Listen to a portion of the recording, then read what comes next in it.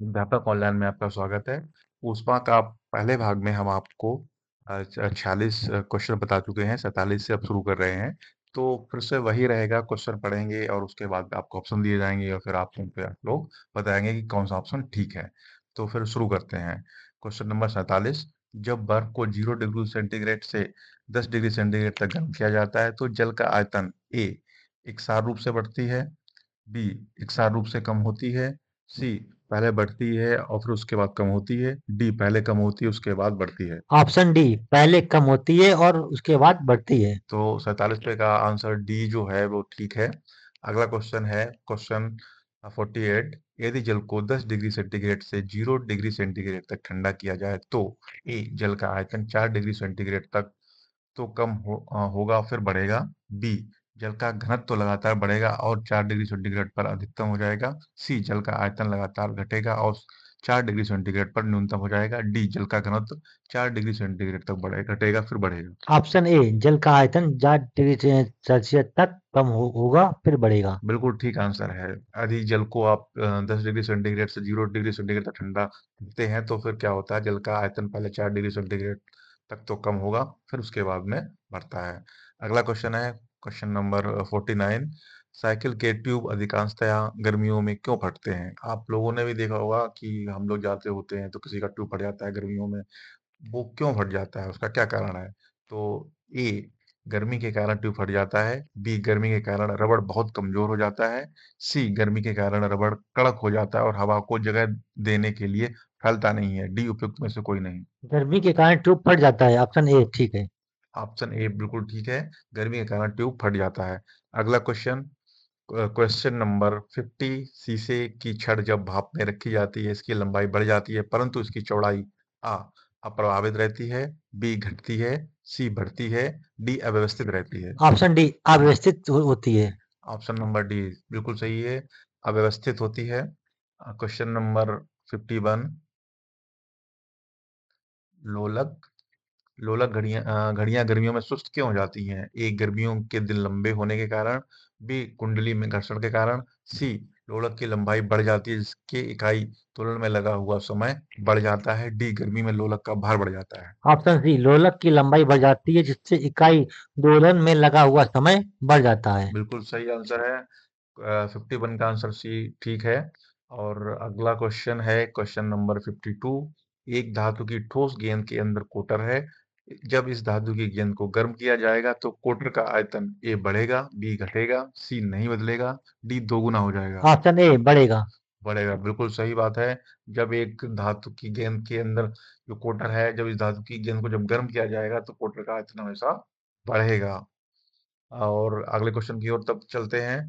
53। जब किसी बोतल में पानी भरा जाता है और उसे जमने दिया जाता है तो बोतल टूट जाती है क्योंकि ए पानी जमने पर फैलता है, बी बोतल हिमांक पर सिकुड़ती है, सी बोतल के बाहर का तापक्रम अंदर से ज्यादा होता है, डी पानी गर्म करने पर फैलता है। ऑप्शन ए, पानी जमने पर फैलता है। बिल्कुल सही बात है, पानी जमने पर फैलता है। इसी के कारण जो बोतल टूट जाती है। अगर आप कांच की बोतल में कभी भी पानी इसीलिए नहीं जमाया जाता है क्योंकि अगर कांच की बोतल में अगर आप पानी जमाएंगे तो उसको टूटने की संभावना बहुत ज्यादा बनी रहती है। इसीलिए लोग फ्रीजर में कांच के बर्तन को रखने के लिए मना करते हैं। अगला क्वेश्चन है 54। अत्यधिक शीत ऋतु में पहाड़ों पर पानी की पाइपलाइनें फट जाती हैं, इसका कारण है ए पाइप ठंडक से सिकुड़ जाता है, बी पाइप में पानी जमने पर सिकुड़ जाता है, सी पाइप में पानी जमने पर फैल जाता है, डी पाइप ठंडक पाकर बढ़ जाती है। ऑप्शन सी, पाइप में पानी जमने पर फैल जाता है। बिल्कुल सही आंसर है, पाइप में पानी जमने पर फैल जाता है। इसी के कारण अत्यधिक शीत ऋतु में पहाड़ों पर पानी की पाइपलाइंस फट जाती हैं। अगला क्वेश्चन पे चलते हैं क्वेश्चन नंबर 55। इसमें है दो रेल पटरियों के मध्य जोड़ पर एक छोटा सा स्थान क्यों छोड़ा जाता है? ए क्योंकि ऐसे स्थान छोड़ने से कुछ लागत बचेगी, बी क्योंकि धातु गर्म करने पर फैलती है तथा ठंडी होने पर संकुचित होती है, सी आवश्यक गुरुत्व बल उत्पन्न करने के लिए, डी इनमें से कोई नहीं। ऑप्शन बी, क्योंकि धातु कम करने पर फैलती है तथा ठंडी होने पर संकुचित होती है। बिल्कुल सही है और ये मेट्रोल 2003 में आया हुआ प्रश्न है। अगला क्वेश्चन नंबर 56 है। किसी झील की सतह का पानी बस जमने ही वाला है, झील के अधः स्थल में जल का क्या तापमान होगा? A 0 degree centigrade, B 1 degree centigrade, C 2 degree centigrade, D 4 degree centigrade. Option D 4 degree centigrade. बिल्कुल सही ऑप्शन है, 4 डिग्री सेंटीग्रेड इसका वो रहेगा। अगला अगला क्वेश्चन है 57। शीतकाल में जब ठंड के जल जम जाता है तब मछलियां और अन्य जलीय जीव ये जीवित रह सकते हैं क्योंकि जल का केवल ऊपरी परत ही जमता है। बी अन्य गर्म स्थानों पर चले जाते हैं। सी सुरक्षित जीवित रह सकते हैं क्योंकि उनमें ठंड बर्दाश्त करने की अंतर्निहित प्रणाली होती है। डी मर जाते हैं। ऑप्शन ए जीवित रह सकते हैं क्योंकि जल का केवल ऊपरी परत ही जमता है। बिल्कुल सही जवाब है। क्योंकि जल का केवल ऊपरी परत जमता है जबकि नीचे जो है पानी जमता नहीं है, पानी पानी ही रहता है, इसीलिए वो अंदर अंदर बने रहते हैं, जितने वो और नीचे चले जाते हैं और जिंदा बने रहते हैं। अगले क्वेश्चन नंबर 58 की तरफ चलते हैं। 58 है, ऊष्मा के संचरण संचरण की विधि है। ए चालन, बी संवहन, सी विकिरण, डी उपयुक्त सभी। ऑप्शन डी उपयुक्त सभी। बिल्कुल सही आंसर है। ऊष्मा के संचरण की जो विधि है वो चालन, संवहन और विकिरण तीनों ही है। अगला क्वेश्चन है 59। ऊष्मा के संचरण की किस विधि में पदार्थ के अणु एक स्थान से दूसरे स्थान तक स्वयं नहीं जाते हैं? ए चालन, बी संवहन, सी विकिरण, डी तीनों। ऑप्शन ए चालन। चालन बिल्कुल सही जवाब है। चालन जो है वो ऊष्मा के संचरण की जो विधि है, इसमें क्या होता है, पदार्थ के अणु एक स्थान से दूसरे स्थान तक स्वयं नहीं जाते हैं चालन में। अगला क्वेश्चन है 60। द्रवों तथा गैसों में ऊष्मा का स्थानांतरण निम्नलिखित में से किस विधि द्वारा होता है? ए चालन, बी संवहन, सी विकिरण, डी इनमें से सभी। ऑप्शन बी संवहन। ऑप्शन बी संवहन बिल्कुल सही आंसर है। अगला क्वेश्चन है 61। विद्युत केतली में पानी गर्म होता है। ए चालन के कारण, बी संवहन के कारण, सी विकिरण के कारण, डी इनमें से सभी। ऑप्शन बी संवहन के कारण। बिल्कुल सही है। सम्मान के कारण विद्युत केतली में पानी गर्म होता है। अगला क्वेश्चन 62। सूर्य की ऊष्मा पृथ्वी पर निम्नलिखित में से किस प्रकार के संचार माध्यम से आती है? ए संवहन, बी विकिरण, सी संनयन, डी ताप विनिमय। ऑप्शन बी विकिरण। बिल्कुल सही आंसर है। सूर्य की ऊष्मा पृथ्वी पर विकिरण विकिरण माध्यम से आती है। अगला क्वेश्चन है 63। ऊष्मा के स्थानांतरण की किस विधि में माध्यम आवश्यक नहीं है? ए चालन, बी संवहन, सी विकिरण, इनमें से कोई नहीं। ऑप्शन सी विकिरण। विकिरण बिल्कुल सही जवाब है। विकिरण जो है ऊष्मा के स्थानांतरण का माध्यम आवश्यक नहीं है। अगला क्वेश्चन 64। ऊष्मा संचरण की वह विधि जिसमें माध्यम के कण गति नहीं करते हैं, कौन सी है? ए चालन, बी संवहन, सी विकिरण, डी इनमें से कोई नहीं। ऑप्शन सी विकिरण। विकिरण बिल्कुल सही जवाब। अगला क्वेश्चन है 65। निम्नलिखित में से कौन ऊष्मा का सर्वोत्तम चालक है? ए जल, बी पारा, सी लकड़ी, डी चमड़ा। ऑप्शन बी पारा। पारा बिल्कुल सही है। पारा जो है वो ऊष्मा का सर्वोत्तम चालक है। अगला क्वेश्चन है 66। चांदी का ऊष्मी चालकता तांबे की ऊष्मी चालकता की अपेक्षा ए कम होती है, बी अधिक होती है, सी बराबर होती है, डी इनमें से कोई नहीं। बी अधिक होती है। बी अधिक होती है बिल्कुल सही जवाब है। जो चांदी की ऊष्मी चालकता तांबे की ऊष्मी चालकता की अपेक्षा अधिक होती है। अगला क्वेश्चन 67 है। बोलोमीटर मापन की एक युक्ति है। ए दाब की, बी पौधे की वृद्धि की, सी ऊष्मी विकिरण के, डी वायु की गति के। ऑप्शन सी ऊष्मी विकिरण के। बिल्कुल सही जवाब है। अगला क्वेश्चन है 68। ठंड के दिनों में लोहे के गुटके और लकड़ी के गुटके को प्रातः काल में छुएं तो लोहे का गुटका ज्यादा ठंडा लगता है क्योंकि ए लोहे के गुटके का ताप लकड़ी के गुटके से कम होता है, बी लकड़ी की तुलना में लोहा ऊष्मा का अच्छा चालक है, सी लकड़ी की तुलना में लोहा ऊष्मा का खराब चालक है, डी लोहे का गुटका लकड़ी से भारी होता है। ऑप्शन बी लकड़ी की तुलना में लोहा ऊष्मा का अच्छा चालक है। बिल्कुल सही बात है, इसीलिए ये जो है ठंडा ज्यादा होता है। जो लोहा होगा, लोहा अगर गर्मी है तो वो गर्म मिलेगा और ठंड है तो वो ठंडा हो जाएगा। जबकि लकड़ी का टुकड़ा ना ठंडों में ज्यादा ठंडा होगा और ना गर्मी में ज्यादा गर्म होगा क्योंकि ये जो है लकड़ी जो है वो कुचालक है। अगले क्वेश्चन की ओर बढ़ते हैं। Question number 69। कड़े जाड़े में झील की सतह हिम शीतित हो जाती है किंतु उसके तल में जल द्रव अवस्था में बना रहता है, यह किस कारण से होता है? ए बर्फ ऊष्मा की कुचालक है, बी झील की सतह और वायु का तापमान एक जैसा होने के कारण ऊष्मा की कोई हानि नहीं होती है, सी जल की सघनता 4 डिग्री सेंटीग्रेड पर अधिक होती है। इस संदर्भ में उपयुक्त कथनों में से कोई भी सही नहीं है। ऑप्शन सी जल की घनता 4 डिग्री सेल्सियस अधिकतम होती है। बिल्कुल सही जवाब है। अगले क्वेश्चन की तरफ बढ़ते हैं। Question number 70।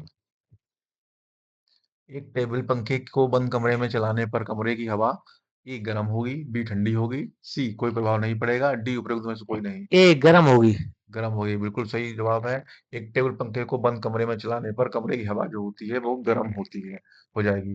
Question number 71। कमरे में रखे हुए रेफ्रिजरेटर के दरवाजे खुले छोड़ दिए जाएं तो ए कमरा रेफ्रिजरेटर के भीतर के ताप तक ठंडा हो जाएगा, बी कमरा रेफ्रिजरेटर के अंदर से भी अधिक ताप तक ठंडा हो जाएगा, सी कमरा धीरे धीरे गर्म हो जाएगा, डी कमरे में वायु का ताप अपरिवर्तित रहेगा। ऑप्शन सी, कमरा धीरे गर्म हो जाएगा।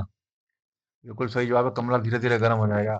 कमरे में रखे हुए रेफ्रिजरेटर के दरवाजे खुले छोड़ दिए जाए तो कमरा धीरे धीरे गर्म हो जाएगा। अगला क्वेश्चन है,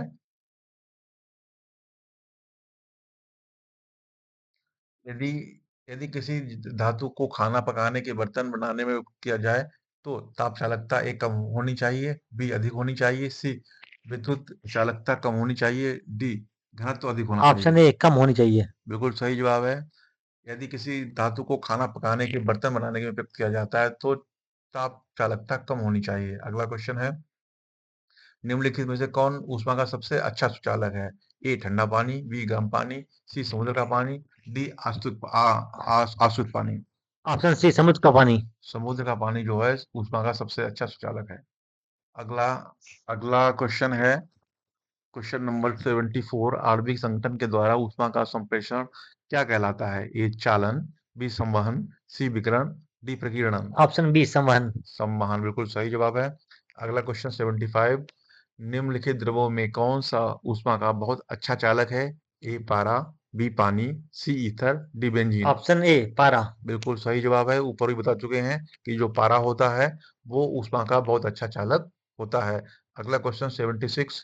सूर्य विकिरण का कौन सा भाग भाग सोलर कुकर को गर्म कर देता है? ए पराबैंगनी किरण, बी अवरक्त किरण, सी कॉस्मिक किरण, डी प्रकाशीय किरण। Option B, अपक्रन। अवरक्त किरण, बिल्कुल सही जवाब है। अपरक्त किरण सूर्य विकिरण को जो है सोलर कुकर को गर्म कर देता है।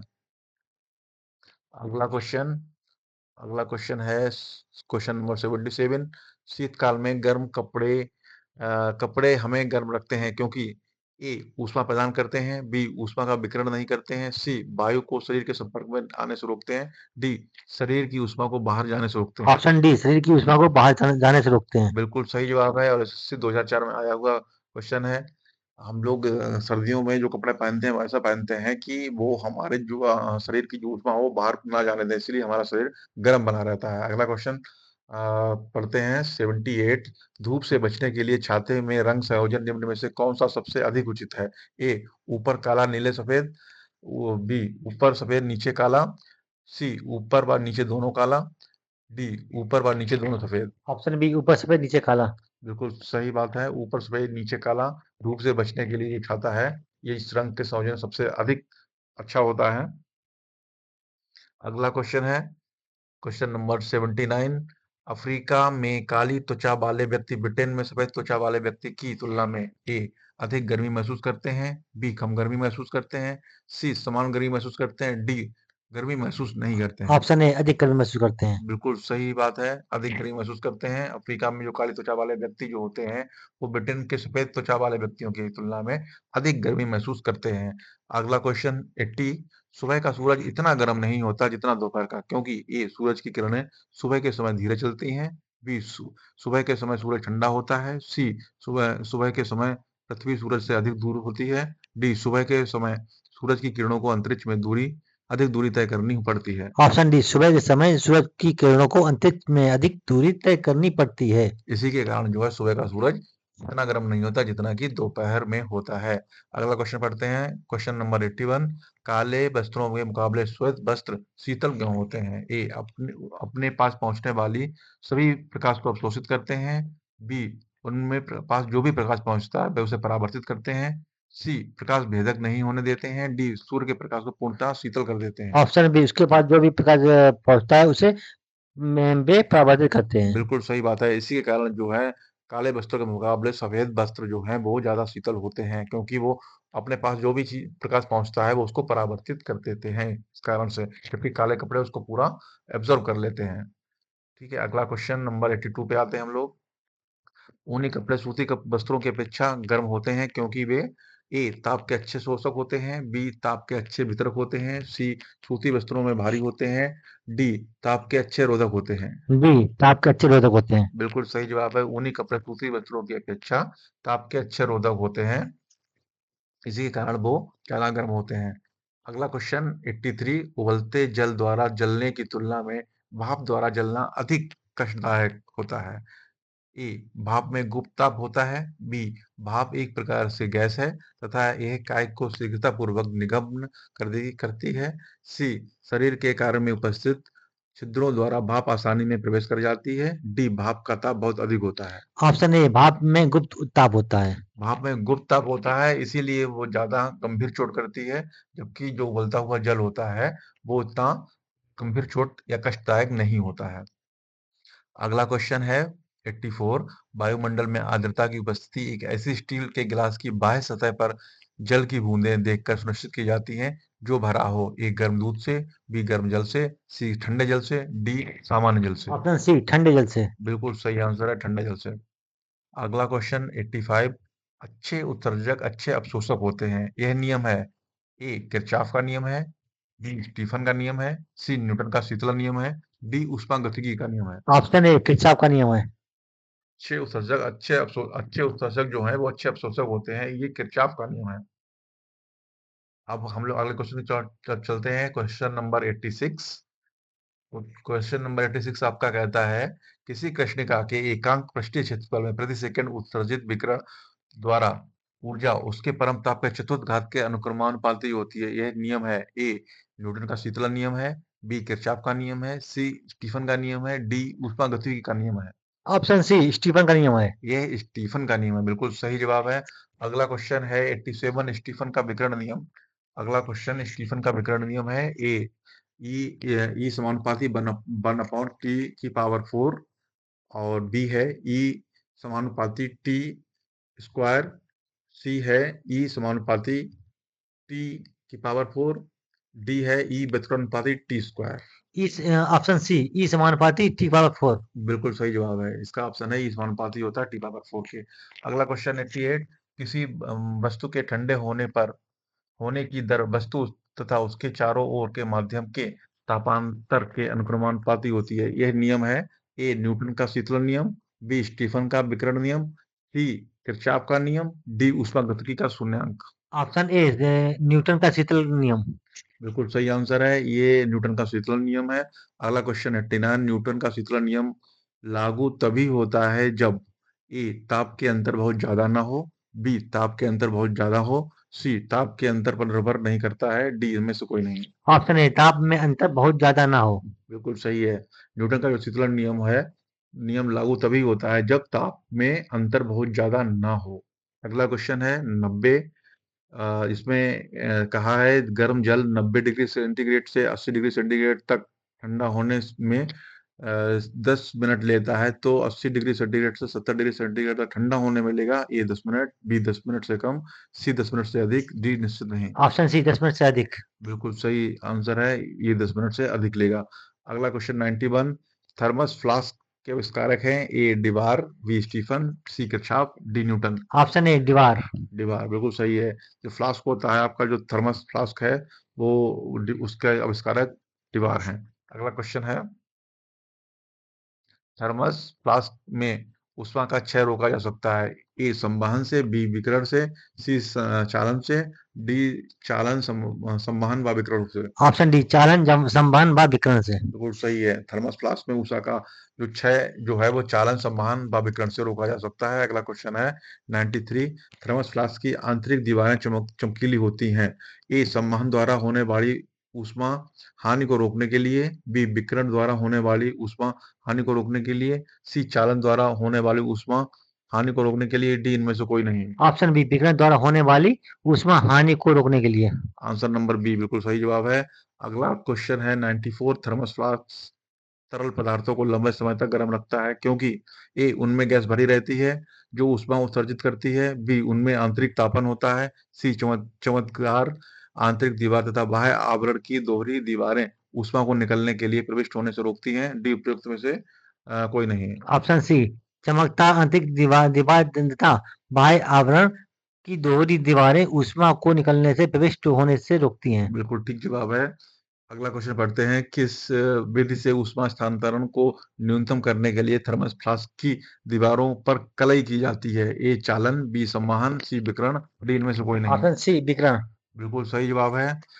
जो विकिरण है इसकी विधि द्वारा जो है उष्मा हस्तांतरण को न्यूनतम करने के लिए थर्मस फ्लास्क की दीवारों पर कलई की जाती है। अगला क्वेश्चन 96, किसी पदार्थ के एकांक द्रव्यमान का ताप 1 डिग्री सेल्सियस बढ़ाने में लगी ऊष्मा है? ए विशिष्ट ऊष्मा, बी ऊष्माधारिता, सी जल तुल्यांक, डी गुप्त ऊष्मा। ऑप्शन ए विशिष्ट ऊष्मा। बिल्कुल सही जवाब है। 96 का ए विशिष्ट ऊष्मा जो है एक पदार्थ के एकांक द्रव्यमान का एक ताप 1 डिग्री सेल्सियस बढ़ाने में लगी ऊष्मा होती है। अगला क्वेश्चन है क्वेश्चन नंबर 97, निम्नलिखित में से किसमें सर्वोच्च विशिष्ट ऊष्मा का मान होता है? ए कांच में, बी तांबा में, सी सीसा में, डी जल में। ऑप्शन डी जल में। बिल्कुल सही जवाब है। जल में जो है वो सर्वोच्च विशिष्ट ऊष्मा का मान होता है। 98 क्वेश्चन है, दिन के समय पृथ्वी समुद्र के जल की अपेक्षा बहुत जल्दी गर्म हो जाती है क्योंकि? ए पृथ्वी का घनत्व जल की अपेक्षा अधिक होता है, बी समुद्र में रहने वाले जलीय जंतुओं के कारण, सी जल की विशिष्ट ऊष्मा धारिता काफी अधिक होती है, डी जब हाइड्रोजन एवं ऑक्सीजन से बना होता है। ऑप्शन सी जल की विशिष्ट ऊष्मा धारिता काफी अधिक होती है। बिल्कुल सही है। जल की विशिष्ट ऊष्मा जो है ऊष्मा धारिता जो है काफी अधिक होती है, इसी के कारण जो है पृथ्वी समुद्र के जल की अपेक्षा बहुत जल्दी गर्म हो जाती है। अगला क्वेश्चन है 99, मोटर गाड़ी के रेडिएटर को ठंडा करने के लिए पानी का व्यवहार किया जाता है क्योंकि? ए पानी की विशिष्ट ऊष्मा अधिक होती है, बी पानी का घनत्व कम होता है, सी पानी सस्ता होता है, डी पानी कम ताप पर मिलता है। ऑप्शन ए पानी की विशिष्ट ऊष्मा अधिक होती है। हाँ, पानी की विशिष्ट ऊष्मा अधिक होती है, इसी के कारण मोटर गाड़ी के रेडिएटर को ठंडा करने के लिए पानी का व्यवहार किया जाता है। अगला क्वेश्चन क्वेश्चन नंबर 100, निम्न तापीय इंजनों का अनुप्रयोग होता है? ए पनडुब्बी नोदन में, बी तुषार मुक्त प्रशीतृत्रों में, सी रॉकेट प्रौद्योगिकी में, डी अधिचालकता विषयक अनुसंधानों में। ऑप्शन सी रॉकेट प्रौद्योगिकी में। बिल्कुल सही आंसर है। निम्न तापीय इंजनों का अनुप्रयोग जो है रॉकेट प्रौद्योगिकी में होता है। अगला क्वेश्चन 101, निम्न तापीय परीक्षण किस ताप पर किया जाता है? ए -20 डिग्री सेंटीग्रेड पे, बी -40 डिग्री सेंटीग्रेड पे, सी -100 डिग्री सेंटीग्रेड पे, या डी -196 डिग्री सेंटीग्रेड पे। ऑप्शन डी -196 डिग्री सेंटीग्रेड पे। बिल्कुल सही आंसर है। -196 डिग्री सेंटीग्रेड पर निम्न तापीय परीक्षण किया जाता है। अगला क्वेश्चन 102, न्यून तापमानों का अनुप्रयोग होता है? ए अंतरिक्ष यात्रा, शल्यकर्म एवं चुंबकीय प्रोत्यायन में, बी शल्यकर्म चुंबकीय प्रोत्यायन एवं दूरमिति में, सी अंतरिक्ष यात्रा शल्यकर्म एवं दूरमिति में, डी अंतरिक्ष यात्रा चुंबकीय प्रोत्यापन एवं दूरमिति में। ऑप्शन ए अंतरिक्ष यात्रा शल कर्म एवं चुंबकीय प्रत्यापन में। बिल्कुल सही है आंसर है। अगला क्वेश्चन नंबर 103, किसी ठोस पदार्थ के बिना जल में बिना द्रव में बदले सीधे बाष्प अवस्था में परिवर्तित होने को कहते हैं? ए क्वथन, बी आसवन, सी ऊर्ध्वपातन, डी बहुलीकरण। ऑप्शन सी उत्पादन। बिल्कुल सही आंसर है। किसी ठोस पदार्थ के बिना द्रव में बदले सीधे बाष्प अवस्था में परिवर्तित होने को ऊर्ध्वपातन कहा जाता है। अगला क्वेश्चन है, ऊर्ध्वपातज पदार्थ हैं? ए कपूर, बी नेफ्थलीन, सी अमोनियम क्लोराइड, डी उपयुक्त सभी। ऑप्शन डी उपयुक्त सभी। सभी सभी जो है उत्पादक पदार्थ हैं, मतलब ये क्या करते हैं, उत्पादन क्या करते हैं, वे बिना द्रव में बदले सीधे बाष्प अवस्था में बदल जाते हैं। कपूर भी सीधा उड़ जाता है, आपका देखा होगा, वही नेफ्थलीन उड़ जाता है, वही अमोनियम क्लोराइड भी उड़ जाता है। ये द्रव में नहीं बदलते हैं, सीधे सीधे बाष्प में बदल जाया करते हैं। अगला क्वेश्चन क्वेश्चन नंबर 105 है, जिस ताप पर कोई ठोस पदार्थ ऊष्मा पाकर द्रव में परिणत होता है कहलाता है? ए क्वथनांक, बी गलनांक, सी बाष्पन, इनमें से कोई नहीं। ऑप्शन बी गलनांक। बिल्कुल सही है। जिस ताप पर कोई ठोस पदार्थ ऊष्मा पाकर द्रव में परिणत होता है उसको गलनांक कहा जाता है। अगला क्वेश्चन नंबर 106, जिस ताप पर कोई द्रव ऊष्मा पाकर वाष्प में बदलता है कहलाता है ए गलनांक, बी द्रवणांक, सी क्वथनांक, डी इनमें से कोई नहीं। कौन सा है? क्वेश्चन नंबर 106, 106 सी। 106 का सी क्वथनांक। ठीक है, मतलब जिस ताप पर कोई द्रव ऊष्मा पाकर वाष्प में बदलता है उसको क्वथनांक कहा जाता है।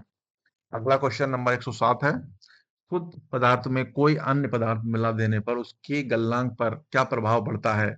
ए बढ़ जाता है, बी घट जाता है, सी अपरिवर्तित रहता है, डी बदले पहले बढ़ता है फिर घटता है। ऑप्शन बी घट जाता है। ऑप्शन बी घट जाता है, बिल्कुल सही जवाब है। अगला क्वेश्चन नंबर 108 है। मिश्र धातुओं के गलनांक उनके अवयवी धातुओं की अपेक्षा ए निम्न होते हैं, बी उच्च होते हैं, सी बराबर होते हैं, डी इनमें से कोई नहीं। ऑप्शन ए निम्न होते हैं। बिल्कुल सही है, मिश्र धातुओं के गलनांक उनके अवयवी धातुओं की अपेक्षा निम्न होते हैं। अगला क्वेश्चन नंबर 109 है। द्रव से वाष्प में पदार्थ के अवस्था परिवर्तन को कहते हैं, ए गलन, बी बाष्पन, सी क्वथन, डी इनमें से कोई नहीं। ऑप्शन बी बाष्पन। ऑप्शन बी बाष्पन बिल्कुल सही आंसर है। Question number 110। ठोस में द्रव में पदार्थ की अवस्था परिवर्तन को कहते हैं, ए गलन, बी बाष्पन, सी क्वथन, डी इनमें से कोई नहीं। ऑप्शन ए गलन। ऑप्शन ए गलन बिल्कुल ठीक आंसर है। ठोस में द्रव के पदार्थ की अवस्था परिवर्तन को गलन कहते हैं। अगला क्वेश्चन 111। दाब बढ़ने से किसी द्रव का क्वथनांक ए घटेगा, बी बढ़ेगा, सी अपरिवर्तित रहेगा, डी कभी घटेगा कभी बढ़ेगा। ऑप्शन बी बढ़ेगा। बिल्कुल सही जवाब है। दाब बढ़ने से किसी भी द्रव का क्वथनांक हमेशा बढ़ा करता है। अगला अगला क्वेश्चन है क्वेश्चन नंबर 112। क्वेश्चन नंबर 112 कहता है, अपद्रव्यों को मिलने से गलनांक पर क्या प्रभाव पड़ता है? ए बढ़ता है, बी घटता है, सी अपरिवर्तित रहता है, डी इनमें से कोई नहीं। बी घटेगा। बिल्कुल सही है। अपद्रव्यों को मिलाने से गलनांक पर गलनांक हमेशा घटता है। Question number 113। पानी कब उबलता है? ए जब इसका वाष्प दाब 1 ग्राम प्रति वर्ग सेंटीमीटर होता है, बी जब इसका वाष्प दाब पारे के 76 सेंटीमीटर के बराबर होता है, सी जल का स्थितीय वाष्प दाब वातावरणीय दाब के बराबर होता है, डी जब पानी का तापमान 100 डिग्री सेंटीग्रेड तक पहुंच जाता है। ऑप्शन सी जल की स्थिति वाष्प दाब वातावरणीय दाब के बराबर होता है। बिल्कुल सही आंसर है। अगला क्वेश्चन नंबर 114। पानी का त्रिगुणात्मक बिंदु होता है, A 273.16 degree centigrade, B 273.16 degree Fahrenheit, C 273.16 kelvin, D 273.16 kelvin. Option C 276.16 kelvin. बिल्कुल सही आंसर है। अगला क्वेश्चन 115। किसी द्रव का वाष्पीकरण होने से उसका तापमान ए बढ़ेगा, बी घटेगा, सी तेजी से बढ़ेगा, डी अपरिवर्तित रहेगा। ऑप्शन बी घटेगा। ऑप्शन बी घटेगा बिल्कुल सही आंसर है। अगला क्वेश्चन नंबर 116 की तरफ चलते हैं। क्वेश्चन नंबर 116 आपका कह रहा है, वह ताप जिस पर जिस पर बर्फ, पानी और वाष्प संतुलन में रहता है कहा जाता है, ए हिमांक, बी क्वथनांक, सी क्रांतिक ताप, डी त्रिकबिंदु। ऑप्शन डी तिक बिंदु। बिल्कुल सही जवाब है। इसको त्रिकबिंदु कहा जाता है। Question number 117। वाष्पीकरण की दर निर्भर नहीं करती है, ए द्रव के ताप पर, बी द्रव के पृष्ठ क्षेत्रफल पर, सी द्रव की संपूर्ण मात्रा पर, डी वायुदाब पर। ऑप्शन सी द्रव के संपूर्ण मात्रा पर। बिल्कुल सही आंसर है। वाष्पीकरण की दर जो है वो द्रव की संपूर्ण मात्रा पर निर्भर नहीं करती है। अगला क्वेश्चन नंबर 118।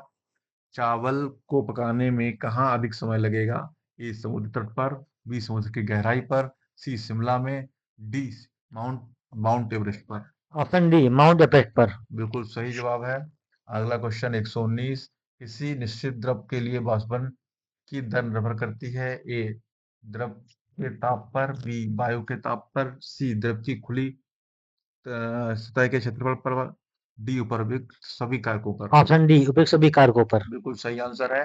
Question number 120। जल का क्वथनांक ए सदैव 100 डिग्री सेंटीग्रेड होता है, बी पात्र के पदार्थ पर निर्भर करता है, सी आपेक्षिक आर्द्रता पर निर्भर करता है, डी जल की खुली सतह के ऊपर के दाब पर निर्भर करता है। ऑप्शन डी जल की खुली सतह के ऊपरी दाब पर निर्भर करता है। बिल्कुल सही जवाब है। अगला क्वेश्चन पढ़ते हैं। Question number 121। ऊंची पहाड़ियों पर हिमपात क्यों होता है? ए ऊंची पहाड़ियों पर कुछ गैस जलवाष्प को जमा कर देती हैं, बी बादल पहाड़ियों पर धरती के निकट होते हैं अतः जलवाष्प जमकर बर्फ बन जाती है, सी ऊंची पहाड़ियों पर तापमान हिमांक से कम होता है अतः जलवाष्प जमकर बर्फ बन जाता है। उपर्युक्त में से कोई नहीं। ऑप्शन सी ऊंची पहाड़ियों पर तापमान हिमांक से कम होता है अतः जलवाष्प जमकर बर्फ बन जाती है। बिल्कुल सही जवाब है। अगला क्वेश्चन पे चलते हैं। Question number 122। पर्वतों पर आच्छादित हिम सूर्य की गर्मी द्वारा एक साथ न पिघलने का कारण है, ए एक अति कठोर हो जाती है, बी ये सूर्य से प्राप्त अधिकांश ऊष्मा को परावर्तित कर देती है, सी इसकी विशिष्ट ऊष्मा क्षमता कम होती है, डी इसमें संगलन की गुप्त ऊष्मा उच्च होती है। ऑप्शन बी, ये सूर्य से प्राप्त अधिकांश ऊष्मा को परिवर्तित कर देती है। बिल्कुल सही जवाब है। अगला क्वेश्चन नंबर 123, पहाड़ की चोटियों पर आलूओं को पकाने में अधिक समय लगता है क्योंकि ए पहाड़ की चोटी पर का ताप समुद्र तल के ताप से कम होता है, बी पहाड़ की चोटी पर ताप उच्चतर होता है, सी वायुमंडलीय ताप उच्च होता है, डी वायुमंडलीय ताप कम होता है। ऑप्शन डी, वायुमंडलीय दाब कम होता है। बिल्कुल सही आंसर है, वायुमंडलीय ताप कम होता है। अगला क्वेश्चन है 124, तेज हवा वाली रात्रि में ओस नहीं बनती है क्योंकि ए बाष्पीकरण की दर तेज होती है, बी हवा में नमी कम होती है, सी तापमान ऊंचा रहता है, डी आकाश साफ नहीं होता। ऑप्शन ए, बाष्पीकरण की दर तेज होती है। बिल्कुल सही आंसर है, बाष्पीकरण की दर तेज होती है, इसी के कारण जो है तेज हवा वाली रात्रि में ओस नहीं बनती है। अगला क्वेश्चन नंबर 125 है, ठोस कपूर से कपूर वाष्प बनाने की प्रक्रिया को कहते हैं, ए बाष्पीकरण, बी हिमानीकरण, सी पिघलना, डी ऊर्ध्वपातन। ऑप्शन डी, उत्पादन। बिल्कुल सही है, ठोस कपूर से कपूर वाष्प बनाने की प्रक्रिया को ऊर्ध्वपातन कहा जाता है। और अभी पीछे आप पढ़ा चुके थे, ये ऊर्ध्वपातक पदार्थ कहलाता है कपूर। अगला क्वेश्चन नंबर 126 पे चलते हैं, गर्मी के दिनों में के दौरान मिट्टी के बर्तन में रखा पानी ठंडा हो जाता है निम्नलिखित संपत्ति के कारण, ए विसरण, बी बाष्पोत्सर्जन, सी आस्मो आस्मोसिस, डी बाष्पीकरण। ऑप्शन डी, बाष्पीकरण। बिल्कुल सही जवाब है, गर्मी के दिनों में मिट्टी के बर्तन में रखा पानी ठंडा हो जाता है बाष्पीकरण के कारण। अगला अगला क्वेश्चन नंबर 127 है। क्वेश्चन नंबर 127 कहता है आपका, बर्फ के दो टुकड़ों को आपस में दबाने पे टुकड़े आपस में चिपक जाते हैं क्योंकि ए दाब अधिक होने से बर्फ का गलनांक घट जाता है, बी दाब अधिक होने से बर्फ का गलनांक बढ़ जाता है, सी दाब अधिक होने से बर्फ का गलनांक पहले घटता है फिर बढ़ता है, डी दाब व गलनांक में कोई संबंध नहीं है। ऑप्शन ए, दाब अधिक होने से बर्फ का गलनांक घट जाता है। बिल्कुल सही बात है, दाब अधिक होने से बर्फ का गलनांक घट जाता है, इसी वजह से बर्फ के दो टुकड़े आपस में दबाने पर टुकड़े आपस में चिपक जाते हैं। अगला क्वेश्चन 128, बर्फ में स्केटिंग करना प्रदर्शित करता है कि दाब बढ़ाने पर बर्फ का गलनांक ए बढ़ जाता है, बी अपरिवर्तित रहता है, सी घट जाता है, डी पहले घटता है फिर बढ़ता है। ऑप्शन सी, घट जाता है। बिल्कुल सही है। अगला क्वेश्चन 129 पे चलते हैं, पानी से भरे गिलास में बर्फ का एक टुकड़ा तैर रहा है, टुकड़े में पूरा पिघल जाने पर गिलास में पानी का तल ए बढ़ जाता है, बी घट जाता है, सी अपरिवर्तित रहता है, डी इनमें से कोई नहीं। ऑप्शन सी, अपरिवर्तित रहता है। बिल्कुल सही आंसर है। पानी के भरे गिलास में बर्फ का एक टुकड़ा तैर रहा है, टुकड़े में पूरा पिघल जाने पर भी गिलास में पानी का जो तल है वो परिवर्तित रहता है। अगला क्वेश्चन चलते हैं हम लोग 130 की तरफ। 130 क्वेश्चन कह रहा है, प्रेशर कुकर में भोजन कम समय में तैयार हो जाता है क्योंकि ए जल का क्वथनांक बढ़ जाता है, बी जल का क्वथनांक घट जाता है, सी भोजन कम ऊष्मा लेता है, डी उपरोक्त में से कोई नहीं। ऑप्शन ए, जल का क्वथनांक बढ़ जाता है। बिल्कुल सही आंसर है, जल का क्वथनांक बढ़ जाता है, इस वजह से प्रेशर कुकर में भोजन कम समय में तैयार हो जाता है। अगला क्वेश्चन 131, मनुष्य आर्द्रता में परेशानी महसूस करता है, इसका निम्न में से उपयुक्त कारण क्या है, ए अधिक पसीना आना, बी कम पसीना आना, सी पसीना का आर्द्रता के कारण वाष्पित नहीं होना, डी उपयुक्त में से कोई नहीं। ऑप्शन सी, पसीना का आर्द्रता के कारण वाष्पित नहीं होना। बिल्कुल सही है, पसीना का आर्द्रता के कारण वाष्पित नहीं होना जो है, इसी वजह से लोगों को परेशानी महसूस होती है, आपने देखा होगा बरसात के मौसम में। अगला क्वेश्चन हम लोग पढ़ रहे हैं 132, देखते हैं अब, किसी द्रव का उसके क्वथनांक से पूर्व उसके वाष्प में बदलने की प्रक्रिया को क्या कहते हैं, ए बाष्पीकरण कहते हैं, बी संघनन कहते हैं, सी हिमीकरण कहते हैं, डी इनमें से कोई नहीं। ऑप्शन ए, बाष्पीकरण। बिल्कुल सही जवाब है, इसको बाष्पीकरण कहा जाता है। क्वेश्चन नंबर 133 पे चलते हैं, पहाड़ों पर पानी निम्नलिखित तापमान पर उबलने लगता है, ए 100 डिग्री सेंटीग्रेड से कम में, बी 100 डिग्री सेंटीग्रेड से अधिक में, सी 100 डिग्री सेंटीग्रेड में, डी इनमें से कोई नहीं। ऑप्शन ए, 100 डिग्री से कम में। बिल्कुल सही जवाब है। अगला क्वेश्चन पढ़ते हैं 134, वह उत्सर्जित या अवशोषित ऊष्मा को जो पदार्थ का अवस्था परिवर्तन तो करती है परंतु ताप में किसी प्रकार का परिवर्तन नहीं करती है, क्या कहलाती है, ए विशिष्ट ऊष्मा, बी अवशोषित ऊष्मा, सी उत्सर्जित ऊष्मा, डी गुप्त ऊष्मा। ऑप्शन डी, गुप्त ऊष्मा। बिल्कुल सही जवाब है, ये गुप्त ऊष्मा कहलाती है। अगला क्वेश्चन नंबर 135 है, किसी ठोस पदार्थ के एकांक द्रव्यमान को उसके गलनांक पर ठोस से द्रव में बदलने के लिए आवश्यक ऊष्मा को कहते हैं, ए ठोस का गलनांक, बी ठोस का क्वथनांक, सी ठोस के गलनांक की गुप्त ऊष्मा, डी वाष्पन। ऑप्शन सी, ठोस के गलनांक की गुप्त ऊष्मा। बिल्कुल सही जवाब है, ठोस के गलनांक की गुप्त ऊष्मा कहते हैं। क्वेश्चन नंबर 136 पे चलते हैं अब। तो क्वेश्चन नंबर 136 कह रहा है बल्ब के गलने की गुप्त ऊष्मा का मान होता है ए 0.8 कैलोरी प्रति ग्राम, बी 8 कैलोरी प्रति ग्राम, सी 80 कैलोरी प्रति ग्राम, डी 536 कैलोरी प्रति ग्राम। ऑप्शन सी, 80 कैलोरी प्रति ग्राम। बिल्कुल सही जवाब है। अगला क्वेश्चन 137 वाष्प की गुप्त ऊष्मा होती है ए 536 कैलोरी प्रति ग्राम, बी 336 कैलोरी प्रति ग्राम, डी सी 542 कैलोरी प्रति ग्राम, डी 340 कैलोरी प्रति ग्राम। ऑप्शन ए, 536 की कैलोरी प्रति ग्राम। बिल्कुल सही है, वाष्प की गुप्त ऊष्मा 536 कैलोरी प्रति ग्राम होती है। और अगले क्वेश्चन पे चलते हैं 138 पे। भाप के हाथ अधिक चलता है अपेक्षाकृत उबलते जल से, क्योंकि ए भाप में गुप्त ऊष्मा होती है, बी भाप शरीर से भीतर घुस जाती है, सी भाप में अधिक मारक क्षमता होती है, डी भाप हल्की होती है। ऑप्शन ए, भाप में गुप्त ऊष्मा होती है। हाँ, भाप में गुप्त ऊष्मा होती है, इसी के कारण जो है जलन ज्यादा महसूस होती है। ये क्वेश्चन हम ऊपर भी पढ़ा चुके हैं, आपको याद होना चाहिए। 139 क्वेश्चन पे आते हैं। ऊष्मा गतिकी के प्रथम नियम से संरक्षित होता है ए संवेग, बी ऊर्जा, सी संवेग और ऊर्जा दोनों, डी इनमें से कोई नहीं। ऑप्शन बी, ऊर्जा। बिल्कुल सही है, ऊष्मागतिकी के प्रथम नियम से ऊर्जा संरक्षित होती है। अगला क्वेश्चन 140, आंतरिक ऊर्जा की संकल्पना ऊष्मागतिकी के किस नियम से मिलती है? ए शून्यांक नियम, बी प्रथम नियम, सी द्वितीय नियम, डी तृतीय नियम। ऑप्शन बी, प्रथम नियम। बिल्कुल सही है, ऑप्शन बी प्रथम नियम बिल्कुल सही है। आंतरिक ऊर्जा की संकल्पना ऊष्मागतिकी के प्रथम नियम से मिलती है। अगला क्वेश्चन है 141, रुद्धोष्म परिवर्तन में ए ऊष्मा अपरिवर्तित रहती है, बी ताप अपरिवर्तित रहती है, सी ऊष्मा व ताप दोनों बदलते हैं, डी इनमें से कोई नहीं। ऑप्शन ए, ऊष्मा अपरिवर्तित रहती है। बिल्कुल सही जवाब है। क्वेश्चन नंबर 142, समतापीय परिवर्तन में ए ऊष्मा अपरिवर्तित रहती है, बी ताप अपरिवर्तित रहती है, सी ऊष्मा व ताप दोनों बदलते हैं, डी इनमें से कोई नहीं। ऑप्शन बी, ताप अपरिवर्तित रहती है। बिल्कुल सही जवाब है। अगले क्वेश्चन की तरफ चलते हैं। 143 में रेफ्रिजरेटर में थर्मोस्टेट का कार्य है,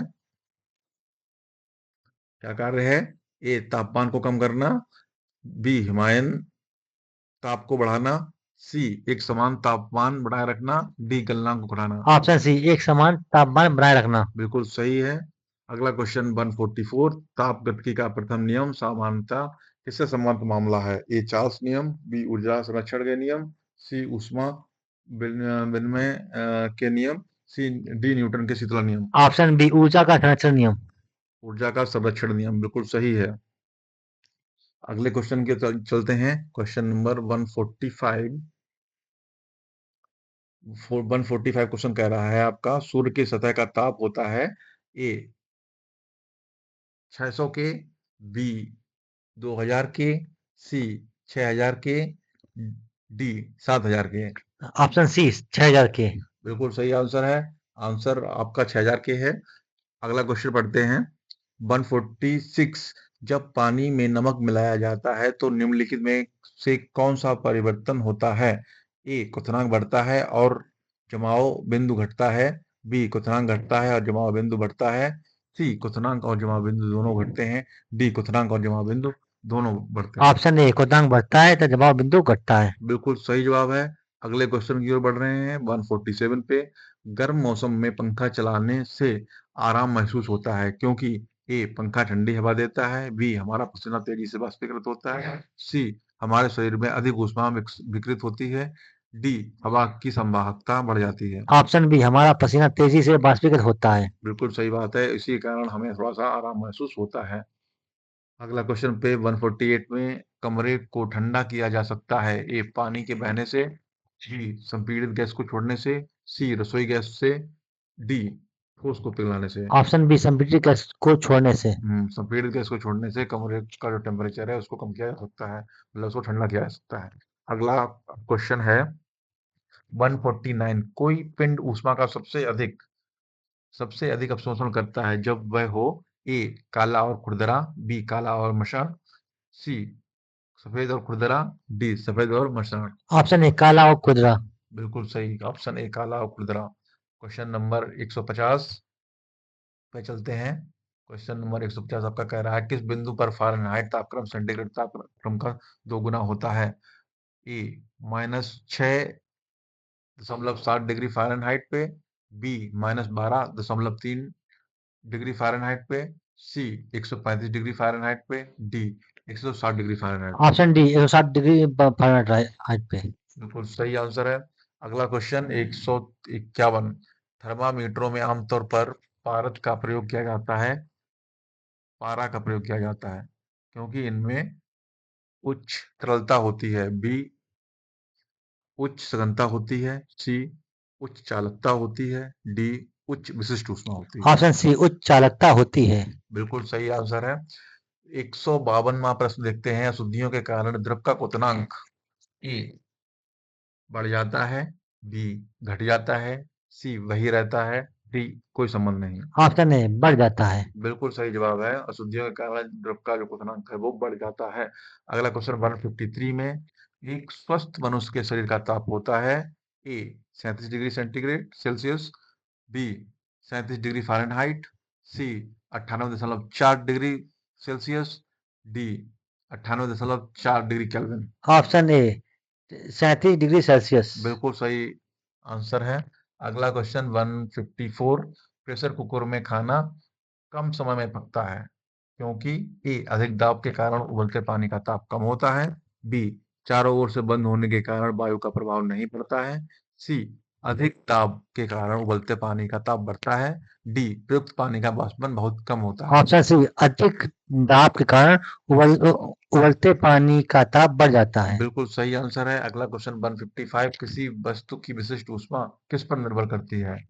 ए पिंड के द्रव्य पर, बी पिंड को उपलब्ध कराई गई ऊष्मा पर, सी पिंड के द्रव्यमान पर, डी पिंड के तापमान पर। ऑप्शन ए पिंड के द्रव पर। बिल्कुल सही जवाब है। अगला क्वेश्चन 156 पे चलते हैं। गर्मियों में सफेद कपड़े पहनना आरामदेह है क्योंकि ए ये अपने ऊपर पड़ने वाली सभी ऊष्मा को परावर्तित कर देते हैं, बी ये शरीर से स्थानांतरित होने वाली सारी ऊष्मा को विकसित कर लेते हैं, सी ये पसीना सोख लेते हैं, डी ये आंखों का शीतलता प्रदान करते हैं। ऑप्शन ए ये अपनी ऊपर पड़ने वाली सभी ऊष्मा को परावर्तित कर देते हैं। बिल्कुल सही जवाब है। अगला क्वेश्चन है 157, खाना पकाते के बर्तनों के नीचे का बाहरी हिस्सा काला क्यों छोड़ा जाता है? ए उसे रोजाना साफ करना मुश्किल होता है, बी काली सतह उष्मा की सुचालक होती है, सी काली सतह उष्मा की कुचालक होती है, डी काली सतह उष्मा की अच्छी अवशोषक होती है। ऑप्शन डी काली सतह ऊष्मा की अच्छी अवशोषक होती है। हाँ, इसी के कारण इसको नीचे काला छोड़ दिया जाता है। अगला क्वेश्चन नंबर 158 पे चलते हैं। 158 कह रहा है एक श्वेत और चिकनी सतह कैसी होती है? ए ताप की खराब अवशोषक तथा खराब परावर्तक, बी ताप की अच्छी अवशोषक तथा अच्छी परावर्तक, सी ताप की खराब अवशोषक तथा अच्छी परावर्तक, डी ताप की अच्छी अवशोषक तथा खराब परावर्तक। सी ताप की खराब अवशोषक तथा अच्छी परावर्तक। बिल्कुल सही जवाब है। अगला क्वेश्चन 159, निम्न में से कौन सा कथन सही नहीं है? ए एयर कंडीशनर और एयर कूलर दोनों तापक्रम नियंत्रित करते हैं, बी एयर कंडीशनर तथा एयर कूलर दोनों आर्द्रता नियंत्रित करते हैं, सी एयर कंडीशनर आर्द्रता नियंत्रित करता है परंतु एयर कूलर आर्द्रता नियंत्रित नहीं करता है, डी दोनों वायु की गति नियंत्रित करते हैं। ऑप्शन डी एयर कंडीशनर आर्द्रता नियंत्रित करता है परंतु ये एयर कूलर आर्द्रता नियंत्रित नहीं करता है। बिल्कुल सही आंसर है। अगला क्वेश्चन 160, एक थर्मामीटर जो 2000 डिग्री सेल्सियस मापने हेतु उपयुक्त हो वह है? ए वाष्प दबाव थर्मामीटर, बी पारे का थर्मामीटर, बी पूर्ण विकृत pyrometer, D gas thermometer. Option C पूर्ण विकिरण पायरोमीटर। बिल्कुल सही जवाब है। अगला क्वेश्चन 161, जब सीले बिस्कुटों को थोड़ी देर के लिए फ्रिज के अंदर रखा जाता है तो वह कुरकुरे हो जाते हैं क्योंकि ए ठंड से अतिरिक्त नमी बाहर आ जाती है, बी फ्रिज के अंदर आर्द्रता कम होती है और इसीलिए अतिरिक्त नमी अवशोषित हो जाती है, सी फ्रिज के अंदर आर्द्रता अधिक होती है और इसलिए अतिरिक्त पानी अवशोषित हो जाती है, डी फ्रिज के अंदर दाब अधिक होता है जिसमें अधिक नमी बाहर आने में मदद मिलती है। ऑप्शन बी फ्रिज के अंदर आर्द्रता कम होती है इसलिए अतिरिक्त नमी अवशोषित हो जाती है। हम्म, इसीलिए जो अतिरिक्त नमी है वो अब्सॉर्ब हो जाती है, क्योंकि फ्रिज के अंदर जो है आर्द्रता कम होती है इसलिए। अगला क्वेश्चन है, तो दोस्तों ये आप लोग भी ट्राई करके देखना, बिस्कुट रख के आपके घर में सील ही जाते होंगे, तो कभी कभी रख के देखो कि कितना कुरकुरा हो जाता है। अगला क्वेश्चन है 162, शीतकाल में एक मोटी कमीज की अपेक्षा दो पतली कमीजें हमें अधिक गर्म क्यों रख सकती हैं? ए, दो पतली कमीजें अधिक मोटी हो जाती हैं, अतः ऊष्मा के संचरण को रोकती हैं। बी, दो कमीजों के बीच वायु की परत सुचालक रूप से काम करती है। सी, दो कमीजों के बीच वायु की परतरोधी के माध्यम के रूप में काम करती है। डी, ऊष्मा का विकिरण नहीं होता है। ऑप्शन सी, दो कमीजों के बीच वायु की प्रतिरोधी के मध्य के रूप में काम करती है। इसीलिए दोस्तों कहा जाता है कि सर्दियों में लेयर्स में कपड़े पहने जाते हैं, ना कि ये कुछ लोग एक मोटा पहन लेते हैं, उन्हें लगता है कि उन्हें गर्मी नहीं लगेगी, सर्दी नहीं लगेगी, क्योंकि वो मोटा पहने हुए हैं, लेकिन ऐसा होता नहीं है। अगर आप दो पतली शर्ट भी पहने हुए हैं तो भी आपको एक मोटे स्वेटर की अपेक्षा जो है सर्दी कम लगेगी। अगले क्वेश्चन की ओर चलते हैं। क्वेश्चन नंबर 163, निम्नलिखित में से किसकी ऊष्मा धारिता अधिक है? ए, लोहे का टुकड़ा, बी, जल, सी, स्वर्ण का टुकड़ा, डी, बेंजीन। ऑप्शन बी, जल। ऑप्शन बी, जल। जल जो है इसकी ऊष्मा धारिता अधिक है। अगला क्वेश्चन है 164, यदि किसी स्थान में तापमान में सहसा वृद्धि होती है तो अपेक्षित आर्द्रता ए बढ़ती है, बी घटती है, सी स्थिर रहती है, डी घटती बढ़ती रहती है। बी, घटती है। बी घटती है, बिल्कुल सही जवाब है। अगला क्वेश्चन है 165, 165 में आता है सेल्सियस में माप का कौन सा तापक्रम 300 के बराबर है? तो ए है 30 degree Celsius, B 27 degree Celsius, C 63 degree Celsius, D इनमें से कोई नहीं। B, 27 degree Celsius. 27 degree Celsius 300 kelvin के बराबर होता है। अगला क्वेश्चन है आपका 166, कह रहा है, क्वेश्चन नंबर 166 कह रहा है आपका, बिना किसी ताप परिवर्तन के किसी पदार्थ को द्रव में गैस में परिवर्तन करने के लिए अपेक्षित ऊष्मा को किसकी गुप्त ऊष्मा कहा जाता है? ए, बाष्पन, बी, ऊर्ध्वपातन, सी, संघनन, डी, बाष्पीभवन। Option A, बाष्पन। ऑप्शन ए, बाष्पन, बिल्कुल ठीक है। क्वेश्चन नंबर 167, ब्लैक बॉडी किसकी विकिरण को अवशोषित कर सकती है? ए, केवल निम्न तरंग दैर्घ्य, बी, केवल मध्यवर्ती तरंग दैर्घ्य, सी, केवल उच्च तरंग दैर्घ्य, डी, सभी तरंग दैर्घ्य। ऑप्शन सी, केवल उत्तरांदर। बिल्कुल सही आंसर है। अगला क्वेश्चन 168, शीत ऋतु में दिनों में हम मौसम किस प्रकार का होने पर ज्यादा ठंड महसूस करते हैं? ए, साफ मौसम, बी, मेघाच्छन्न मौसम, सी, आर्द्र मौसम, डी, अनाद्र मौसम। ऑप्शन ए, साफ मौसम। बिल्कुल सही जवाब है। साफ मौसम में हम जो है ज्यादा ठंड महसूस करते हैं शीत ऋतु में। बात सर्दियों की हो रही है। अगला क्वेश्चन है 169, निम्नलिखित में से कौन सा कथन सही है? ए, निरपेक्ष आर्द्रता को वायु के प्रति घन मीटर में ग्राम में व्यक्त किया जाता है। बी, प्रति 165 मीटर की ऊंचाई के साथ ताप में 1 डिग्री सेल्सियस की कमी हो जाती है। सी, वायु के ताप में बढ़ोतरी से वायु की नमी धारण करने की क्षमता कम हो जाती है। डी, ताप में वृद्धि में वायु दाब कम हो जाता है। ऑप्शन सी, वायु के ताप में बढ़ोतरी से वायु की नमी धारण करने की क्षमता कम हो जाती है। बिल्कुल सही जवाब है। अगला क्वेश्चन पढ़ते हैं, क्वेश्चन नंबर 170, बर्फ के टुकड़े को बुरादे में पैक क्यों किया जाता है? बुरादा बर्फ में चिपकता नहीं है, बी, बुरादा आसानी से पिघलने नहीं देता, बी, सी, बुरादा उष्मा की कुचालक होती है, डी, बुरादा उष्मा का कुचालक होता है। ऑप्शन सी, बुरादा उष्मा का कुचालक होता है। हाँ, बुरादा उष्मा का कुचालक होता है, इसीलिए बुरादे में हम लोग बर्फ को ढक देते हैं, जिससे कि वो बहुत ही धीमे धीमे पिघलती है, मतलब ना के बराबर पिघलती है। आप लोगों ने पहले बर्फ जब खरीदने जाते होंगे तो देखा होगा, या तो बोरी में बंद करके रखते थे या फिर बुरादे के अंदर बंद करके रखते थे। वो कारण यही था कि ये दोनों चीजें उष्मा की कुचालक होती हैं, जिसके कारण बर्फ जो है बहुत ही धीमी गति से पिघलती है। अगला क्वेश्चन 171, मिट्टी के घड़े में निम्न में से किस क्रिया का कारण जल ठंडा रहता है? ए, द्रवण, बी, बाष्पीकरण, सी, ऊर्ध्वपातन, डी, उपरोक्त में से कोई नहीं। ऑप्शन बी, बाष्पीकरण। बाष्पीकरण, ये क्वेश्चन 2-3 बार बता चुका हूँ दोस्तों ऊपर, ये आपको याद हो जाना चाहिए था अभी तक। 172वां क्वेश्चन है, शीतलन की दर किस पर निर्भर करती है? ए, बॉडी और उसके आसपास की चीजों के बीच तापमान में अंतर, बी,